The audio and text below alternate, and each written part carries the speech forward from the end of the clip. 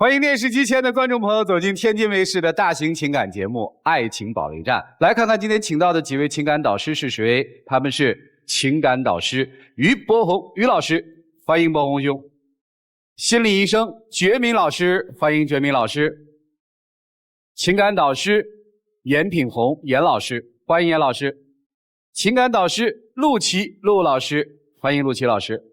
接下来的时间，我们来了解一下今天的4位情感导师是如何帮助嘉宾朋友走出他们的情感困惑的。来，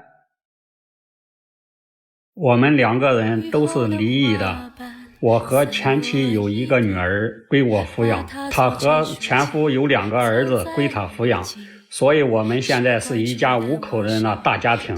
我们在一起交往6年，结婚2年，2年以来我感受不到家庭的温暖，他每天当我像空气一样，我对他很失望。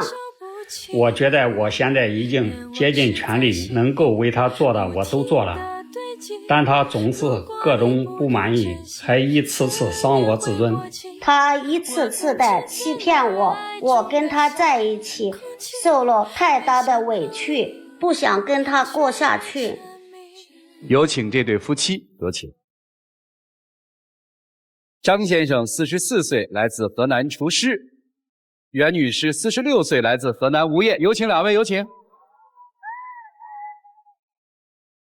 陆老师好，各位嘉宾们好，欢迎2位哈。对面的是您夫人，对啊，结婚多少年啊？结婚2年了，再婚家庭。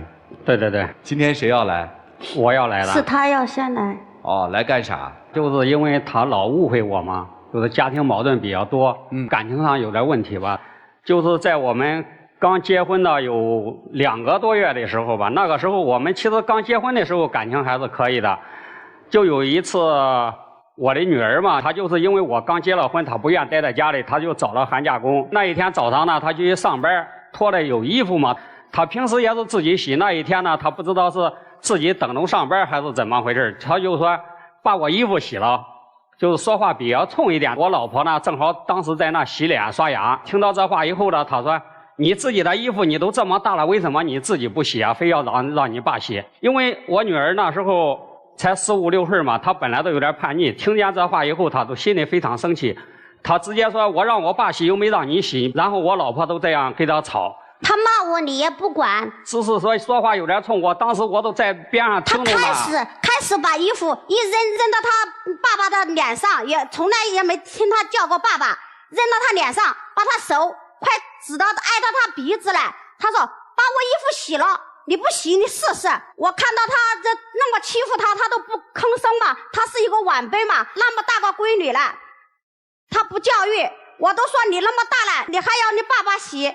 我说你爸爸的衣服都是我洗，他说关你什么事啊？他都这样说些脏话。人家不是挺袒护你的吗？但是我并不是说我不向着他，我的意思是，你看他之前我女儿并没有说冲话。上学一个学生都骂人，不尊重我，学生起码要尊老爱幼，是什么意思啊？这个是非曲直播，尊老人爱幼，爱都是爱小孩，明白了啊！这是你们婚后2个月的时候发生的第一次争执，是吧？啊，还有啥事儿啊？还有就是我妈今年都80了，那时候刚结婚的时候就算78了嘛，虚岁都79了。因为我妈身体不好，常年有病，有高血压呀，还有那个血脂稠啊，就是容易得那个脑梗、脑堵啊，长期吃药。我的意思是，我妈年纪大了，在家里边是吧？我给你多拿点零花钱，你都在家给老人伺候好。小孩因为我女儿在外地上学，都没在家，但是她不想管，她老说，没喝我妈一口水，没吃过我妈做的一顿饭，等等吧，反正各种原因。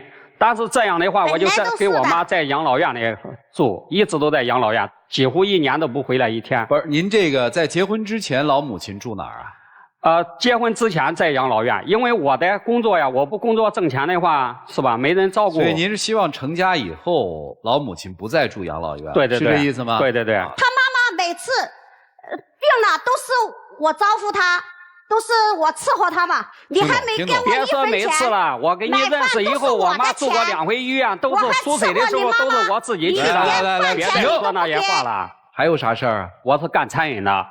我以前是自己开个小饭馆，现在呢都等于拆迁了。拆迁了以后，然后我就给别人上班。那餐饮有时候回来早，有时候回来晚，偶尔的客人多一点，回来晚一点，他都认为你这又是干嘛去了？今天回来这么晚。一回来你说你累了，我给你洗脚水烧好，端到你跟前洗脚，你说不洗，那么晚了不洗了，不洗你累了，为什么不睡觉啊？还在床上玩手机？我说你不要玩手机了，你跟我说话，他都烦我。为什么？老看到我不顺眼都是这样，老发脾气。他以前不是这样的。为什么呀？我就可以这样说，我从结婚的时候，我给他办结婚证，把他的户口从四川移到我们家。然后中间这个迁户口也很麻烦的，回来他说我没坐过飞机，我又带着他从重庆坐飞机在那玩几天。你等我说完。中间反正费了好多周折，我又带着他坐了飞机，然后玩，然后才回来的。他自己都说，他说你现在怎么对我这么好啊？这是结婚2、3个月以后还这样说。我说你是我老婆，我能不对你好吗？咱们结婚了是不是？我肯定要把你当成家人。是的，开始结婚后来4、5个月以后哈，最后都变了，一下子都变了。产生矛盾的原因呢，是我不理他的原因是，中间他说话啊，经常明明是自己上网多，偏偏说我好抱着手机。我敢说，我从来都没有说给任何人聊过，包括男的我都很少聊天。我经常上街都不带手机出去，停！您平常是不是确实在家没人说话？是的。我看出来了，憋坏了。到我们这儿就想说，是吧？是的，拦都拦不住，对吧？你还想跟他过吗？我直接问吧。他要不改，我不愿意跟他过。好，这就是这样。好，您让他改什么？改什么？家里的保险柜密码，交往了6年了，结婚2年了，一直不跟我说密码是多少，一直不对我说，手机碰都不让我碰，手机哪里都塞得有密码。相册有密码，微信有密码，联系人也有密码 ，QQ 也有密码，支付宝也有密码，哪里都有密码。屏幕上直接都设置的密码我都打不开，还需要设那么多密码吗？去哪里也不跟我说，也不跟我商量，想干什么都干什么。西边那个房子一直锁起来，他想什么时候开都什么时候开，钥匙藏起来，我找不到。不知道他放在哪里的，财产不公开。前几天我说我没钱买菜了，10点多了，你上那么晚了，不开灯，不知道在哪里拿了100块钱出来，摸着去拿，怕我看见了，他一直防着我，跟当贼一样防着我。你们这个从认识到结婚，交往6年，结婚2年，在这个期间啊，您都不工作吗？去年在工作，今年没有工作。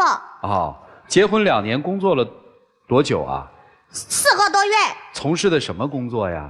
在工地上开电梯。哦，后来不做是因为工地的活结束了是吗？是的。哦，那为什么现在就不再找一份工作做呢？等于你现在一个人在家里，对吧？是的。然后他每天正常去上班，是这意思吗？是的。他从来没有工作过。就是说上工地上开那个升降机，就跟电梯一样，就一个手搬上搬下都行了。我给他办了证以后，还是勉强让他去的。他还说啊，给他网友聊天，我从来都没干过，非得给我撵到工地上等等。反正他们那网友都说，哎呀，跟这样的老公怎么样？说话很难听的，都把我说的不像个人的那种感觉。啊，我都知道他经常打电话这样的。我比方说，我偶尔的从外边回来啊，下班。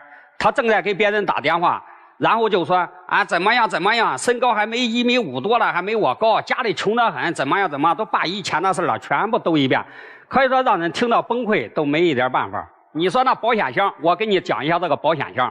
我的保险箱哈，里边没有装电池，是2个钥匙开的。他以前问我给他说了，我说是2个钥匙打开的，结果他自己没打开，他都怨我这了怨我那。又找人又给我保险箱那个外边那个密码也给我砸坏了，而且还要找一个他认识的一个人要过来给我保险箱锯开，你知道吗？我只是这样说，我没有叫。再一个，我跟你说一下我的手机，我说你要是看手机对着我把我的手机解开让你看，你想怎么看怎么看，看了以后等你不看的时候把手机给我。等我看的时候什么都没有了，都酸掉了。他老是非得要知道你密码偷看，比方说睡到半夜醒了。把你所有的联系人什么的都给你偷偷的抄下来，或者记着，过了给别人联系，问跟我什么关系，不管男的女的他都不信任，就是一个男的名字，他也认为是存的女的电话，故意写男人的名字。立马对你说，你想什么时候看都什么时候看，对吧？他网友很多呀，他建个群，我有一个嫂子嘛，他给他拉到群里边了，他在群里整天胡说八道的，把我的车也拍个照片发到那个群里边，说有看见我的车停到宾馆停到哪给他说，或者我的车带着女人什么的约会了给他说，他让他网友到处那样说我叫啥名字，我家住到哪，经常这样说。也就是他发动他群里的网友查你是？对，几百个人，对。你是怀疑他在外面有什么人吗？是的。啊，是你想象出来的，还是说确实有这么一个人？因为他有这个习惯，他在网上登记找对象，还说是单身，明明有老婆，干嘛要说自己是单身呢？等，要登记自己是单身，还找对象啊？他在网上说自己是单身，是的，相亲，是的。啊，这个你是有实锤的吗？就是你看到过吗？我看到的，在 QQ 上面写的自己是单身，要约会找对象，还发的有定位，在我们门口不远定位那个学校那里。我给你解释一下，那是我认识他之前的 QQ， 那以前有那小程序，我认识他以后，他说我上 QQ 上找人了，后来我给 QQ 卸载了。卸载了以后，18年有一次是因为写一份材料，我从电脑上登了一次 QQ， 从此再没登过到现在。然后这个 QQ 是以前的，他一直现在我不知道他从哪弄的 QQ。2019年都还登 QQ 了，那上面显示哪一天哪一月都有。我不知道他从哪找的我的 QQ。你承认在跟他交往之前，你发过？对。但是跟他交往到婚后，你从来没发过，是还是不是？是。但是你认为他在跟你交往期间和婚后一直持续不断的在网上发他自己是一个单身找异性，是还是不是？是。除了这个之外，还有其他的吗？他在哪里工作他不告诉我，那天他走前面，我走后面，直路不走，故意绕圈走，跟我躲掉了，我的车子跟踪不上，我到处去问那些饭店里都没找到他。最后吵得很厉害，吵了好几天，我非要知道他在哪里的工作。最后他告诉我了。去了吗？去了。是在那儿工作吗？是的，他以前不是说的那个地方。我给他说的那个路是他自己没找对。那为什么不带我去呀？他后来去到了。回答他刚才的那个问题。夫妻之间。为什么非要等到我吵架生气了，你再对我说？开始我轻言细语跟你讲，问你不告诉我呀？回应。为什么要我逼你，你才说啊？自己不愿意告诉我，这是为什么呀？来，过来，你来，你到我这儿来，问他，快，来嘛，那么想问，来问他，来，快，请。这是你站的地方，我不站。啊？这你站的地方，你请吧。您还知道啊？那您请回行吗？您这他怎么回话呢？您让他回答什么呀？因为我你说你为什么那么爱说话？他不承认。你怎么又说话了？不说了。妻子要求去丈夫的工作单位，合不合理？合理。为什么不带他去？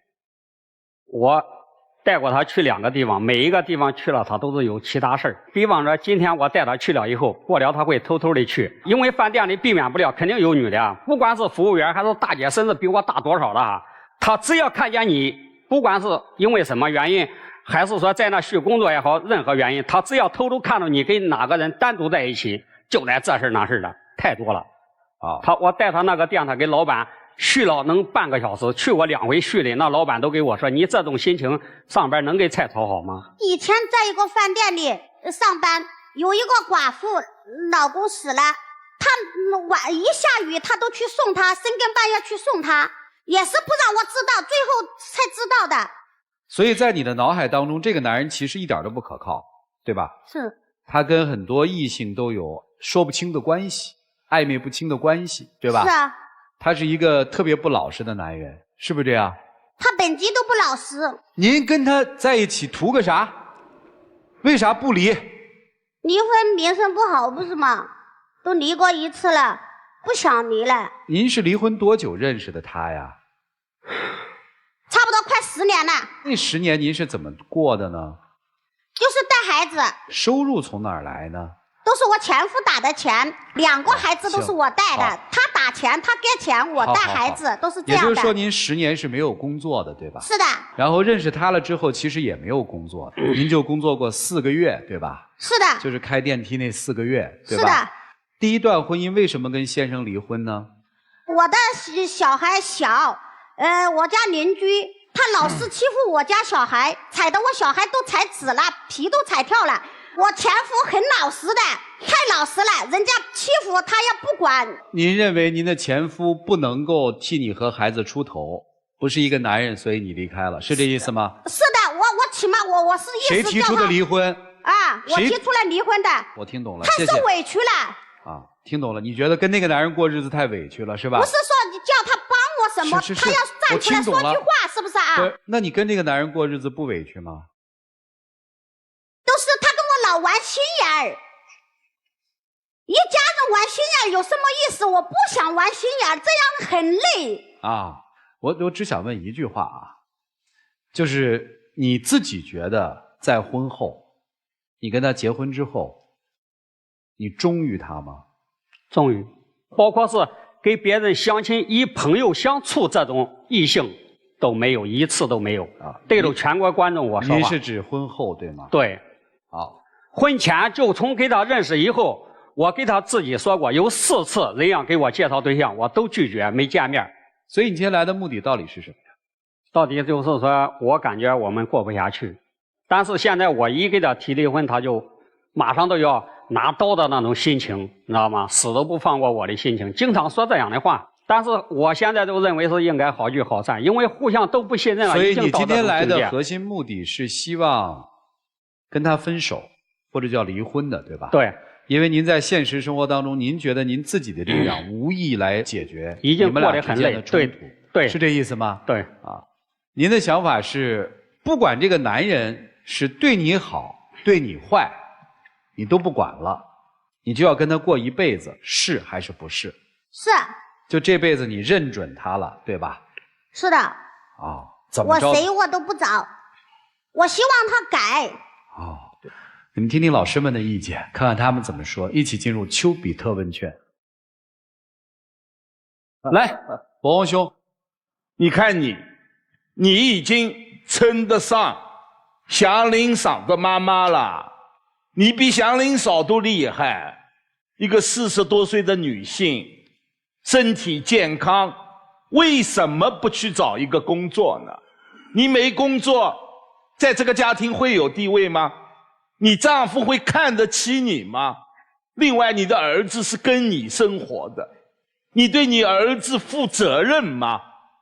因为在这样的过程当中，你看，你不到外面去工作，每天花大把的力气去疑神疑鬼，去追踪他，去调查他，甚至让发动周边的人去监督他，你乐此不疲，最后他死不改悔，是不是会把你逼疯啊？你不能认为因为我已经有一次婚姻了，我不能再离婚了，我再离婚没面子了。你们这样段婚姻如果再维系下去，有一方剑走偏锋，有一方情绪失控，都会有产生严重的后果。所以我今天真的作为一个旁观者，恳求你们2位离婚吧，好不好？谢谢包红学，谢谢老师。水木老师看起来总体印象是什么呀？我的总体印象是这个，这对夫妻啊，是典型的这个中国式夫妻这样的个日常的一个状态。每个人都说对方的不是，对方的错误。可是我要说的是什么呢？没有真实的真实，只有描述的真实。我觉得，如果是2位再吵下去的话，你们只有一个结果：关系越来越冷淡。即便不离婚，指责是婚姻当中最大的一个杀手。人有2大错误：自以为是，这是第一点；好为人师，这是第2点。总是觉得我可以指导你去改变，而不想我自己能变成什么样子。在亲密关系当中啊，对方都是自己的一面镜子，其实已经照出了你们丑陋的那一面，你们只是指着镜子骂。二婚不义，且行且珍惜。如果学不会游泳，你们再换游泳池是没有用的，因为你们不懂亲密关系最重要的是改变自己，而并不是让对方改变来适应你。我想是这样的。好，谢谢娟妮。来，严老师，我们场上看是这位女士特别的燥，特别多的怨言，她的状态不好。但是先生，你作为一个地主啊，你是本地人，娶着这样一个大老远嫁给你的女士，自己应该做什么？你应该在婚前就考虑清楚。你给她怎样的家庭财务的权利？你应该给她怎样的家庭氛围？你应该怎么处理复杂的再婚关系？你的母亲、你的女儿和他的关系，包括和他的儿子的关系，你婚前要考虑清楚。信任问题，你把他娶来，他不上班，他在家做什么，和谁聊天，你又在工作岗位中和人怎么相处，如何营造你们家庭的信任关系，你应该考虑清楚。我这么听来，你什么都没想啊，就觉得哎呀，我娶个媳妇儿就得了，就能过太平安生日子了。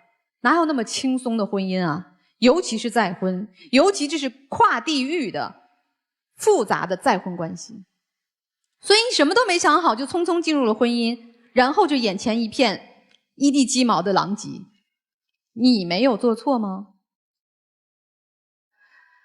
而妻子，我想说的，你今天这个状态，我相信在你们的小家庭、你们的婚姻当中无数次的上演，你就是这样的声音、这样的状态。真的是一个真的胸怀再宽广的人，天天听你这样沟通，你们的婚姻也很难继续。因为他一直都把我当外人，防备我，我气的。你把自己当内人了吗？他一直把我当外人，一直防备我。你从来不相信他，何谈他能够让你成为一个值得信任的人？相信都是彼此心中的。如果不信任，何苦走在一起呢？你知道，你刚才那个状态让我觉得。你真的要去考虑如何调整情绪了。如果长期在这种不好的情绪、无力控制自己情绪的状态下生活，时间久了也会生病啊。如果一段婚姻没有让我们变得更好，但至少不要变得更差吧。你觉得你现在比起10年前那桩婚姻更好了吗？我看不是。你把所有的对生活的不满，所有的对感情的不信任，全都一股脑的发泄到他头上。他即便是个值得信的人，最后也越来越不被你信任，甚至还真有可能出现你怀疑的问题哦。天天面对一个妻子的指责、埋怨，他也需要一个出口吧。所以婚姻越过越糟，你们两个都没有起到积极的作用。我们都说再婚不易，那好容易组合到一起了，各自带着各自的孩子走到了一块儿，就这么糊里糊涂、这么不开心过下去吗？如果想过，你想过啊，现在是人家已经不想过了。你想过，你就摆出一个想过的姿态来，信任他，对他好，自己独立。如果做不到这点，迟早就是离婚。离婚可是一个人就能解决的事儿啊，谈不拢可以起诉，第一次起诉判不了，可以有第2次。人家要想离，还真能离得了。如果你不想离，请你调整情绪，学会信任别人，真的做一个从外地嫁过来。他不改，以后我愿意离婚。什么？他不改的话，我也愿意离婚。行，那离吧。好，谢谢严老师。来，陆琪老师，兄弟，你不后悔？因为你们2个人之间，你是那个有能力的人，你是那个能推动家庭关系的人，你是那个能自控的人。你明知道他是这样一个人，你明知道他情绪无法自控，你明知道他没有正确的沟通的能力，你什么都知道，但你一步一步的把他逼成这个样子。为什么？刚开始我对他你欺负很好他，事实上你是想占一个免费保姆的便宜，结果你被反杀了。兄弟，你被反杀了。你以为你能欺负得了他，但最后你发现你欺负不了他。为什么？我告诉你，我告诉你为什么你欺负不了他，因为一个人就算他没有知识水平，但他依然会有防卫能力。这个防卫能力是天然的，是原始的，是警惕心。他现在就是展现出一个非常天然和原始的防卫能力。他说不出道理，但他知道不对，他不知道该怎么办，但知道抵抗，这是天然的。所以兄弟，你不厚道，你想欺负人，但你没欺负得了。有点意思，有点意思，有点意思。非要争个是非对错，你争了，证明你都对了，我们都说你对了，这个婚姻没了，你觉得亏不亏？我们都说你是对的，这是一个混账男人，十恶不赦，你受了委屈了，你被他压迫了，你被他迫害了，是的，你被他逼迫了，可是离婚了，这是你要的结果吗？你知道你为什么过得一直不幸福吗？你第一段婚姻知道为什么不幸福吗？你碰到了一个怎么掐怎么揉都顺着你的男人，你放手了。即使在他们离婚10年之后，就10年期间，你看她的前夫给她钱，就让她带孩子。她前夫是个什么职业？没吵过架。她前夫是为什么呀？你把一个对你最好的男人给丢掉了呀。然后你又找了一个男人，认为是一个好男人，结果并不是啊。你还有你对你前夫那一套，对他肆意妄为有用吗？你是你前夫彻底把你惯坏了，你根本就没有独立生活的能力，是你前夫一直在供养着你和你的2个孩子。当这个男人出现的时候，你以为他能给你那样的生活呀？不会。出去给我干活去，你受得了吗？你干不了。你脱离社会10几年了，你能干得了活吗？你现在咆哮有什么用啊？你天天跟这么打有什么用？陆琪老师为什么让他厚道？陆琪老师的核心是不要太欺负人了，娶一个女人回家，好好待她，好好过日子。听懂了吗？明白。严老师说的是什么呀？女性要独立自主，你要弄清楚你到底要什么，而不是天天在那儿抱怨。他不要防备我，我都去找工作干。他为什么会防备你啊？你40多岁的人，你还不明白啊？不防备我，我现在不相信你，我不相信你。要用时间让我相信。你进来跟我闺女打，你是出于好意，你想管教她，她不想让你管教。我娶了个媳妇儿，进门把户口办来，我想在村里面撑撑腰，把老娘接回家里面住几天，你还是给我送到养老院了。我过去是光棍一个人的时候，我送养老院，我脸上可以。我现在结了婚了，老娘还住养老院，你觉得他面子上过得去吗？他怎么能信任你呢？所以这就是我说的，你的前夫把你惯成了一个什么都不懂的一个孩子，你枉为40多岁的女人，你枉为一个母亲，2个孩子的母亲，你懂生活吗？你要求他的孩子以后我不管了，你要求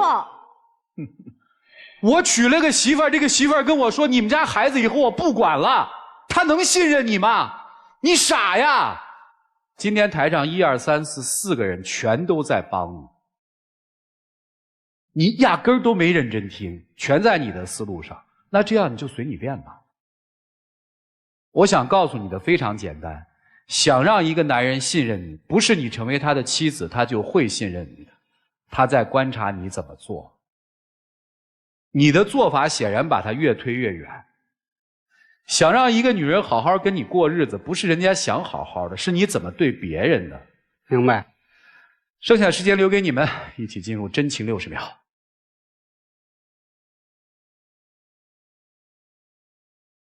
我觉得咱们俩真是你一直都不信任我，要不行就离婚算了。你别老办着不离，其实你不理解。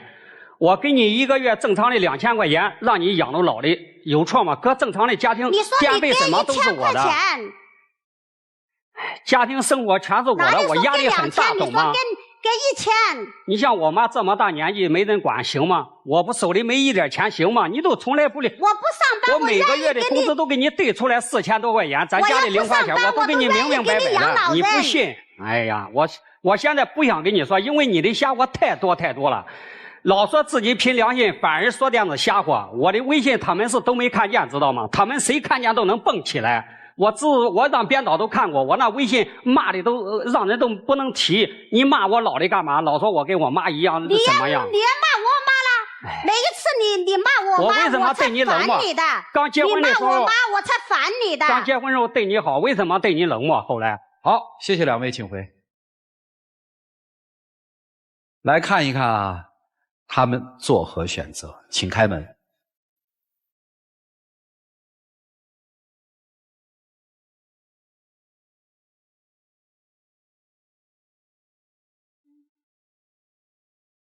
说不出来。有一种悲伤，哎，是小他来了。你分开思念却背对背张望，剩下倔强。你觉得吵架吵赢了吗？一张吵赢了吗？吵赢了，人跑了。跑他跑，你怎么办？自己过吧。你可以不相信他，不相信我们说的，但是我现在请你相信一点，请你相信法律，因为你们结了婚了，你们是合法的夫妻关系，所以在离婚的时候，法律上会保证夫妻之间的利益的，听懂了吗？听懂了。会保证您的合法权利的，好吗？好，谢谢您，请回。有一种悲伤，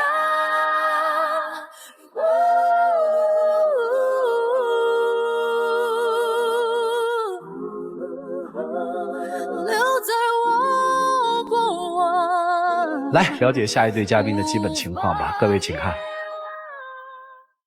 我们俩是通过朋友介绍认识的，到现在我们结婚7年了，有一个儿子，已经6岁了。我觉得刚开始我们一家3口还挺好的，但是公婆的介入让我们这个家一切都变了味儿。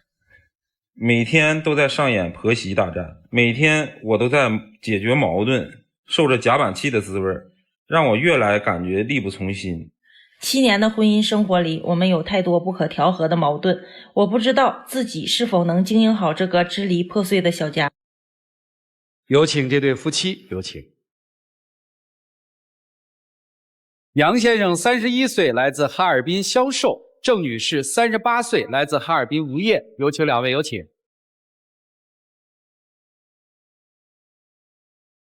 欢迎两位哈。结婚多少年啊？7年。7年，对。人说7年之痒，真痒痒了啊？有点。为啥呀？我俩是13年通过朋友介绍，然后认识以后就结婚了，然后婚后没多久我就怀孕了。我怀孕5个多月的时候，然后我就跟我老公商量，我想离职，因为我当时是在那个商场卖家具，然后就怕对孩子健康有影响，所以我就跟他商量，但是他就不同意。我当时不都跟你说了吗？你说咱们刚结婚，所有的经济压力都挺大的，咱们2个人一起上班，是不是经济条件能更好一些？是。别人家的老婆都是临盆了还在上班，那你怎么就不能坚持为咱们这个？那什么样的条件算好呢？我结婚的时候，我妈给我拿了5万块钱嫁妆，我都给你了吧？是让你留着家用。最后在我强烈要求下，然后我才离职的。然后离职不久呢，我公公婆婆就来我家跟我商量，想把他现在住那个40多米的房子租出去，然后能租1000多块钱。这个钱呢就留着我们生活费用。他和我公公就搬到我家来。我当时还挺高兴，一想能有这么善解人意的公公婆婆。没多久我公公婆婆就搬我家来了，然后来了以后呢，我婆婆就说，你们要每个月拿出1500，我和你公公我俩的采购是由我俩来负责，就不用你每天出去了。然后我们租房子那个钱呢存起来，留着孩子出世以后用。然后我也同意了，但是事情并不像想的那么好。然后我婆婆每天做的饭呢，就是白菜、土豆、萝卜，基本就是这些。那老人有老人的想法，他们勤俭节约惯了，现在这个社会吃点清淡的，你说对身体不也挺好的？我感觉你就是事儿多。吃清淡的是可以，但是不是分时候吗？我当时正怀孕，然后我想吃点什么呢，还得跟我妈打电话，跟我妈说，然后让我妈给我送过来。你妈不送过来，她不也正常吗？她不也是妈吗？然后生孩子的时候，我婆婆呢就每天就去送顿饭，就不管了，一直都是我妈和我老公照顾我。然后孩子呢出生第3天，黄疸特别严重，大夫让交1万块钱的医疗费。因为我妈在我生孩子之前给我拿了1万块钱，我把这个钱就放在我老公那儿了，给我老公了。然后我就管他要这个钱，让他去把这个医疗费给交了。他当时就说没钱。是这样，主持人，你这个当时吧，确实他把钱交给我了，完了我转天吧就把钱交给我母亲了。我母亲吧，其实也是碰巧就碰着一个理财的朋友，他就全都买了理财。这个事儿我反正也没跟他说啊。那你要买理财，你需要把家里所有的钱都拿去买理财吗？你不用生活吗？不用留点钱生活吗？那你赶的这个时候不就赶到这儿了吗？然后我出院，然后我妈看着我婆婆也不太愿意照顾我，还怕耽误我老公工作，她就请了1个月假来照顾我。出了月子以后，她自然就回去上班了。然后就是我自己照顾自己，婆婆一天就给我做2顿饭，还是白菜、土豆、萝卜，有的时候呢还给我吃剩饭。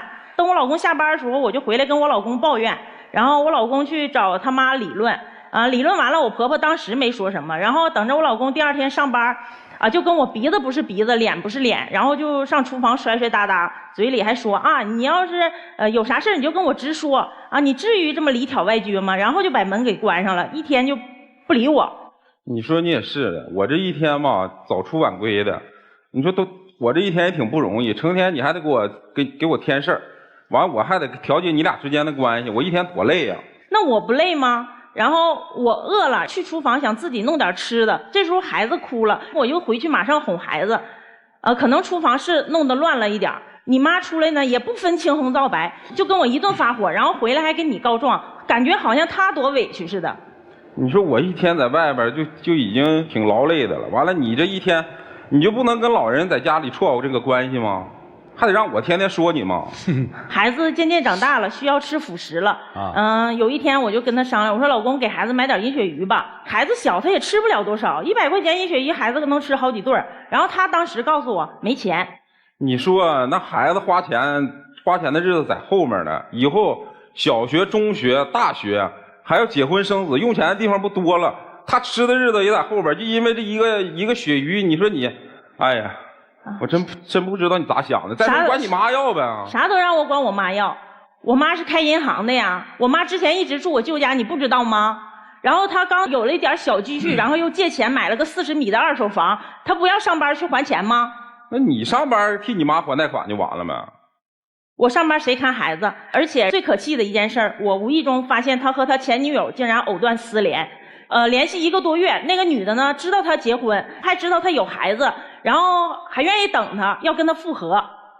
这件事情我都已经跟你说过了，你说你还拿到这儿上来说，哎呀，当时我不已经给你写保证了吗？也不说用信用卡，咱先付个首付，咱自己整个小房，是不是啊？我都已经做出承诺了。房子呢？房子在哪儿？现在买了吗？你还说，当时我以为他真能给我买房子，我就寻思减轻点负担，我去上个班，然后孩子由我婆婆带。上班没多长时间，孩子住了3次院，最后还患上了那个哮喘。然后我婆婆呢，也因为身体不好，看不了孩子，我又被迫离职，在家照顾孩子。然后我婆婆呢，每天都出去遛弯嘛，早上，然后见着邻居就跟邻居们说我这个不好，那个不好。我老公下班以后呢，然后给我老公还叫到他屋嘀咕的，我就感觉这个家好像没有我容身之地，我不是这个家的一份子。然后我就这家谁拿你当外人呢？我觉得就是你事儿多。你说我一天天的在外头，我还得谈客户，我还得谈单子，我一天还得处理家里的事儿，我容易吗我？这个家我也待不了，然后我就抱孩子回我妈那儿去住了，住不到1周吧，1周左右，然后孩子又病了。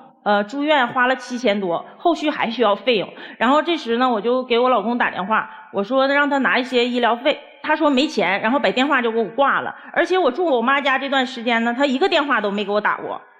你还好意思说这个事儿？不说这事儿我都不来气。你知不知道你一个电话我丢个大客户？你知不知道那个客户我要谈成了，何止7000块钱啊？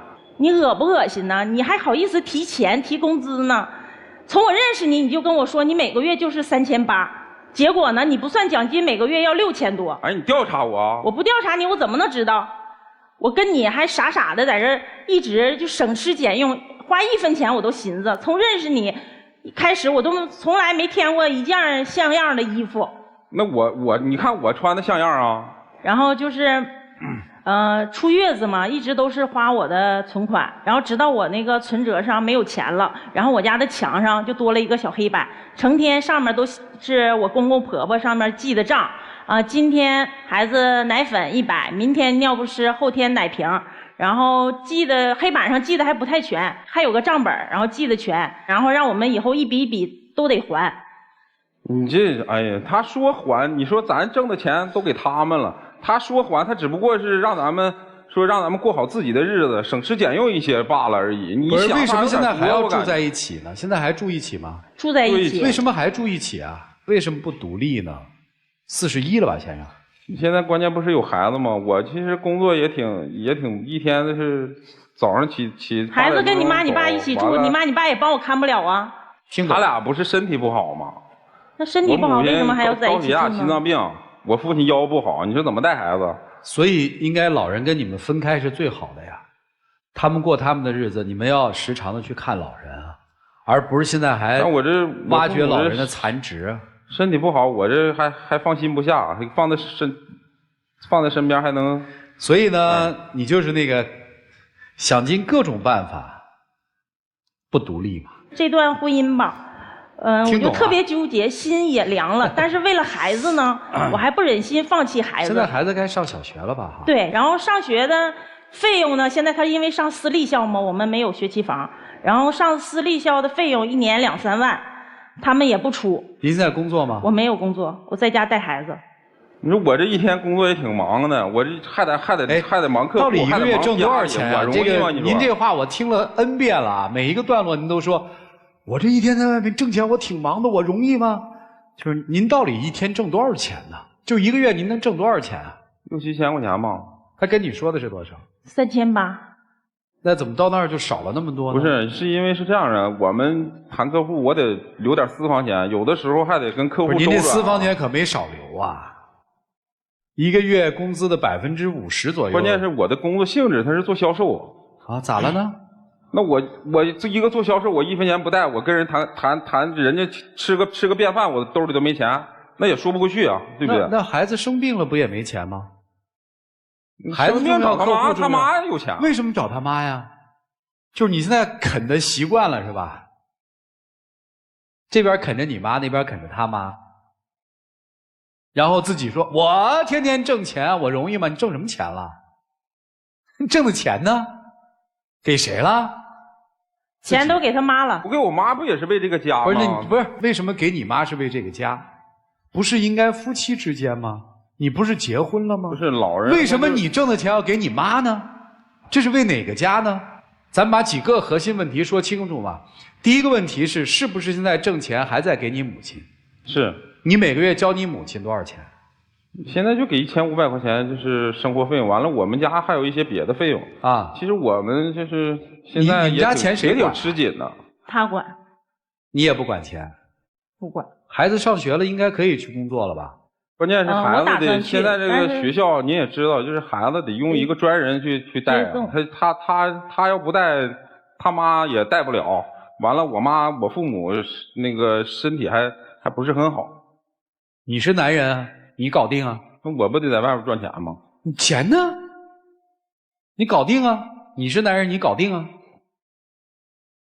我怎么听你所有理智？你找你妈去，你干嘛去了？你们听听老师们的意见，看看他们怎么说。一起进入丘比特问卷。博宏兄啊，做妻子的我问一下，你妈妈到现在为止为你们这个小家庭，在资金上已经付出了多少？有个5、6万吗？我听他说，你说5、6万，你认为这个数字准确吗？不准确，这只是我结婚给了我5万块钱嫁妆，然后我生孩子给了我拿1万块钱。平时呢，还有就是，我就纳闷过日子。哎，你听他说，平时我想吃什么东西，或者是我妈没事给孩子买点东西啊，或者给我买点吃的什么的，这都没算。他平时也经常在对支持你们。对。你爸爸没意见吗？我爸爸不在了。你妈妈一个人。对。含辛茹苦把你养大。对。现在倾其所有来帮助你们小家庭。那你为什么不在他们的小黑板边上也放一块小黑板，把你妈妈给你们的支持都写上去呢？你长得很帅很高大，但是你的心太精于算计了。我还真建议你去考一个高级会计师。你这一次去查他的工资是对的，我们对丈夫当然要信任，但是我们该设防的时候也要设防。有的女性就是对自己的枕边人太不设防了，等到分道扬镳的时候，除了一颗受伤的心，其他什么东西都没有，因为你根本不了解。但是作为丈夫，如果认为这个日子还能过下去，就好好过；如果真的过不下去，那就不过，好不好？好，谢谢博宏兄。来，觉明老师啊，让我想起了一个词儿叫扶贫式婚姻，总是算计丈母娘家那点钱，丈母娘家有钱还成，丈母娘家不是无底洞啊。另外一个，我想跟这女士说一句啊，子瑜啊，君子不立于危墙之下，你现在立于危墙之下了，这个墙随时能把你砸倒。为什么这么讲？因为你没有靠山了，你妈也被你们掏空了。如果咱们试想一下，你妈妈有一天突然需要钱，要上医院，你老公连给孩子的钱都不给，怎么能管你妈呢？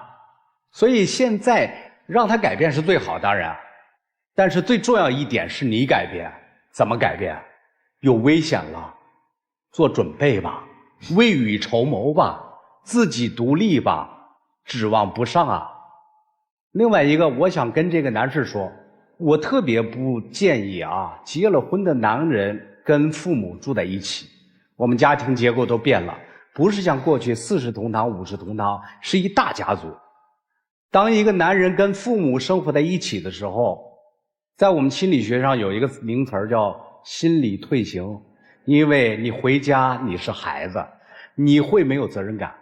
我们发现80%的家庭矛盾都是源于夫妻之间的责任的失衡。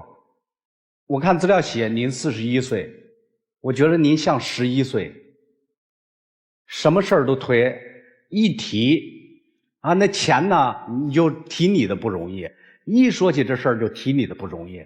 一个男人穷，不要抱怨辛苦，不要抱怨穷，人穷心别穷了。所以我觉得锱铢必较的一副嘴脸出来之后，我内在我是有愤怒的，我有点愤怒。那你生孩子干什么？你养孩子干什么？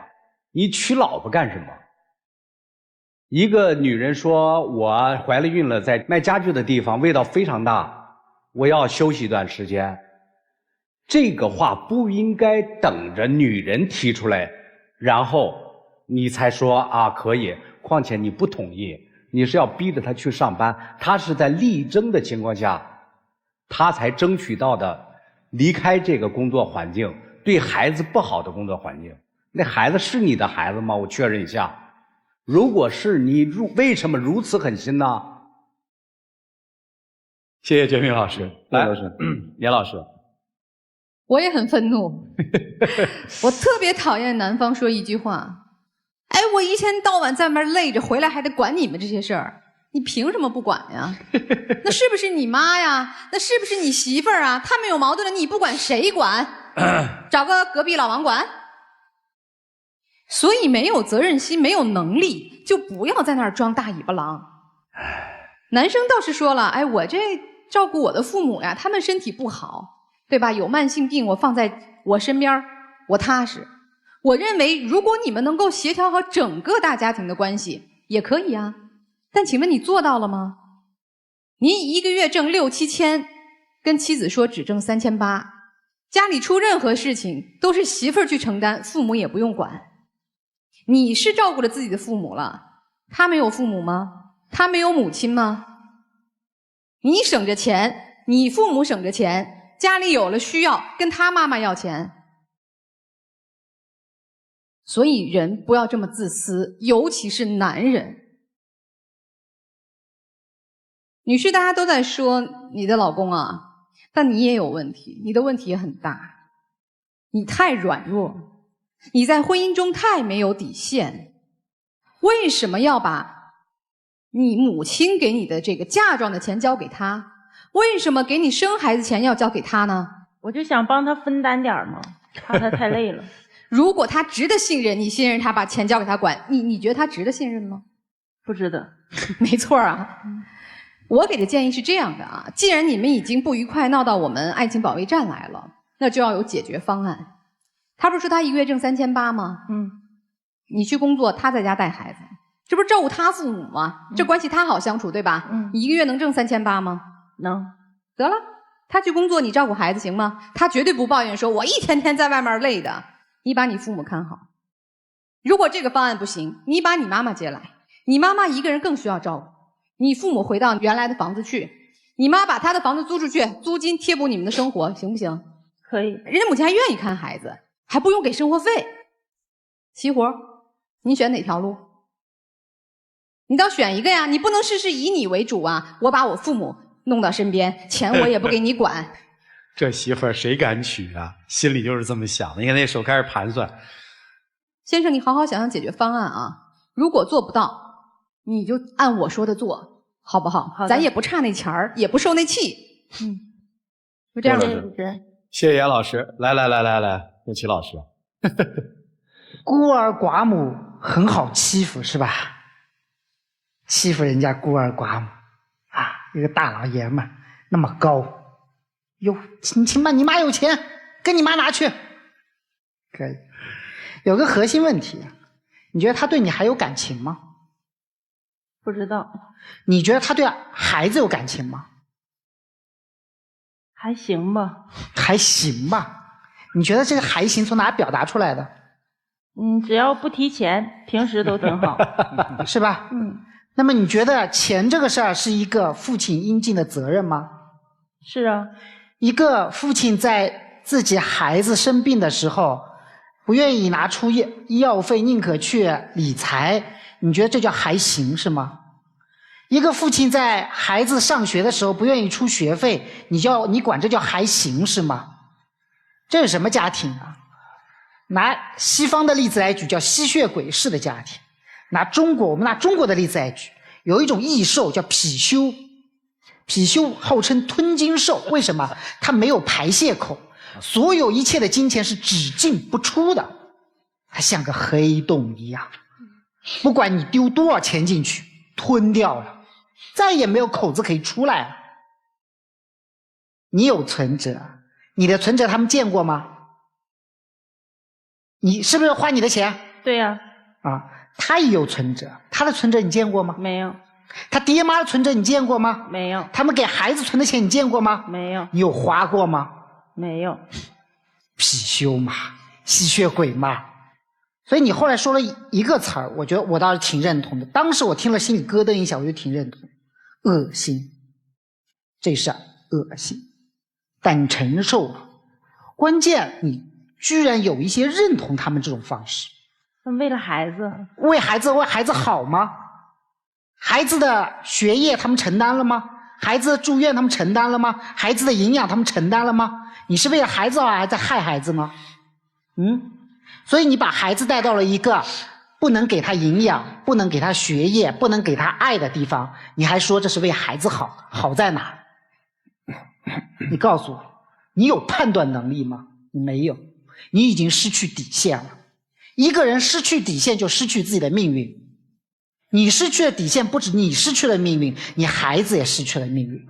现在你幸亏有你一个妈在，有一天你妈也被掏空了，你妈的命运，你的命运和你孩子的命运全部都失控了。时至今日，在这样的家庭里面，你居然还能做到不去工作。姑娘，我也很佩服你。贫穷你们的内心太穷太穷了。就算你们存他再多的钱，就算你们有再多的房子，你们内心也是穷的可怕。就这样。谢谢陆琪老师啊，你们那么深刻，我肤浅一下，肤浅一下。我看到的其实是2个字，哎，叫面子。正常情况下，就折腾了这么6年，就这一家人，正常情况下的一个独立女性早都走了，受不了的，接受不了自己的孩子在生病的时候打个电话给老公，老公说你钱我不管，你找你妈要去，谁都接受不了。正常情况，妈妈给了钱了，说孩子有病，你们看问老公要钱，老公没了，谁受得了？还忍呢？早走了，一切都是为了想当然的面子。生活的好吗？不好。为啥不反抗？我没别的，我看问题很肤浅，我觉得就2字，就是面子，就是有人真要脸，有人是真不要脸。所以这事儿就完蛋了。你这个对等在一起没法对等啊！有人是真要脸，就哎呀，我不能离婚啊！我嫁了一个人，我要这样啊！我为了他，我怎么样？是真要脸啊！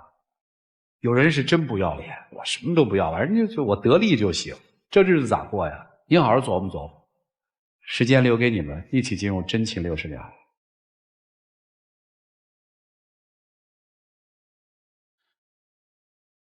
老爸，作也作了，闹也闹了，你该说的也说了。我觉得咱们之间是，人都说7年这样，但是我觉得咱们之间真的没什么。我希望你给我，也给自己，也给这个家一个机会。回来吧，孩子还那么小，家里还需要你，我也需要你。老人呢，我希望你多理解他们，他们能跟咱们在一起多长时间？我觉得我父母给我带大也不容易，他们现在老了，你让我呀真的说舍弃他们，我也舍弃不了。回来吧，老婆，我爱你。我现在对你已经无话可说了，我什么也不想说。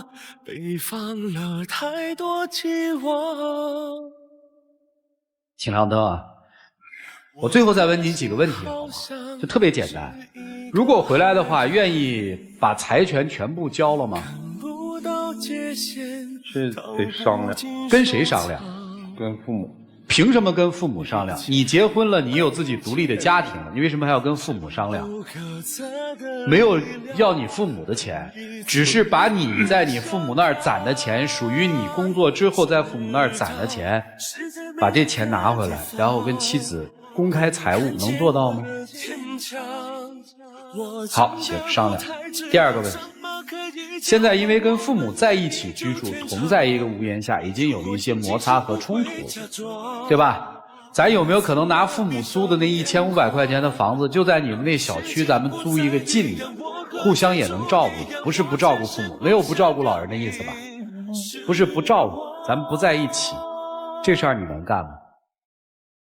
也不用回答我，你想清。第3个问题，丈母娘也到了岁数了，丈母娘那边咱照顾不了，每个月能给点钱吗？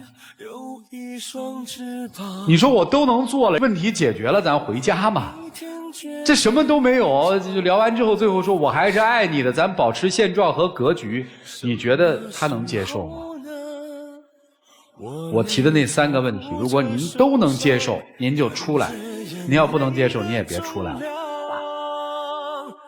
谢谢2位，请回，请回。谢谢主持人，谢谢。请开门。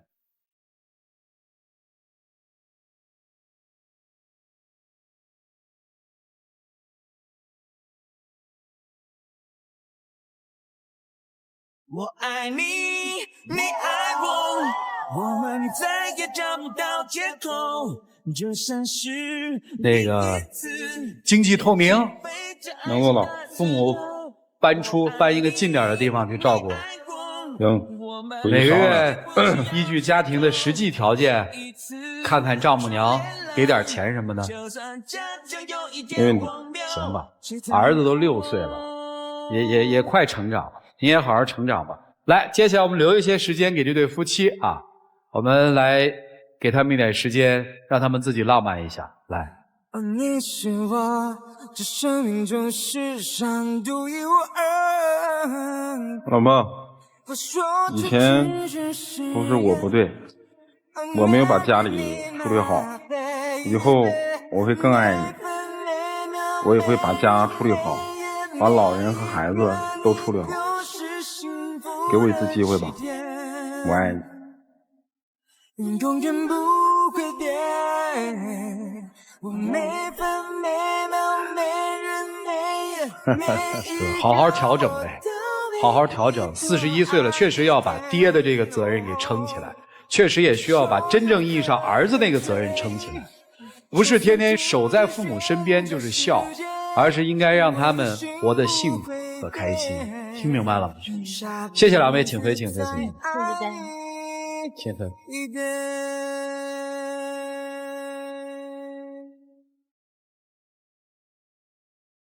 当我看着你的眼，接下来有请我们老师进入到京云中央厨房，让我们一起进入爱情保鲜剂。